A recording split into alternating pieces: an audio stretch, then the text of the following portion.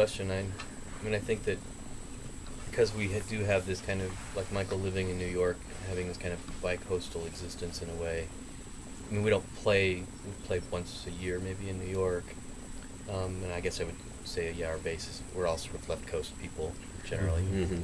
And I would say there's probably less of a, for me, there's less of a direct influence, from what's happening. Like when I come to New York and go to shows and I hear, some of the avant jazz or some of the free jazz going on now, but it sounds a bit foreign to the way that we're making music. I think what comes out when we make music. Not that it's better or worse. Well, maybe it is better or worse, but I'll leave that up to you.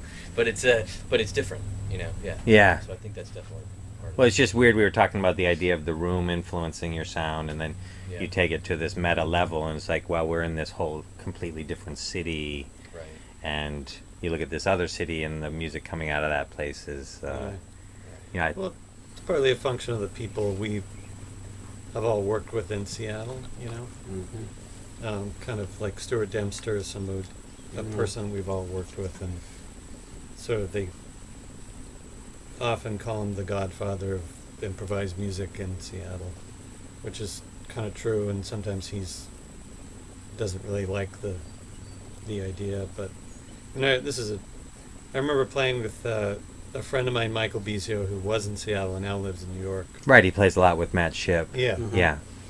And we played with a guy who was from New York out in Seattle, and we were playing some kind of standard kind of bebop jazz tune.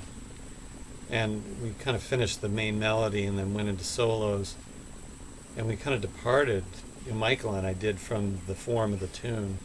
And when we got done, the other guy was like, what happened to the form? We were supposed to keep the form. And Michael and I were like, why?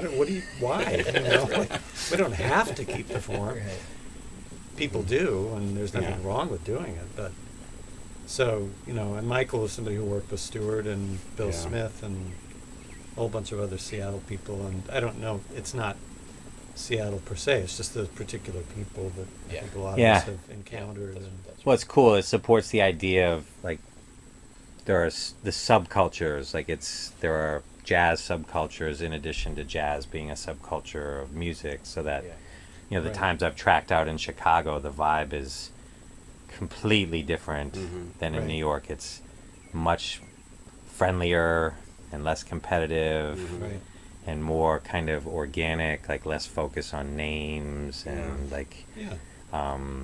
but all the while still being really Vibrant. I think it's also impossible to be from a place like Seattle or Chicago or New York as a jazz or improvising musician and not be influenced by the other music that comes out of those places. I mean, Seattle, even though it was now 15 or 20 years ago, grunge is still this big part of the Seattle culture. Not so much musically anymore, but its entrails are now living in all other parts of the culture. The coffee places and the hipsters and everything are all slightly more grungy in Seattle than they are, say, in New York or other places. And I think that's part of, you can't help but be, I think, somewhat influenced by those things. Not that that's maybe what you want to be, but you sort of are, and you are from where you're from musically, I think. So.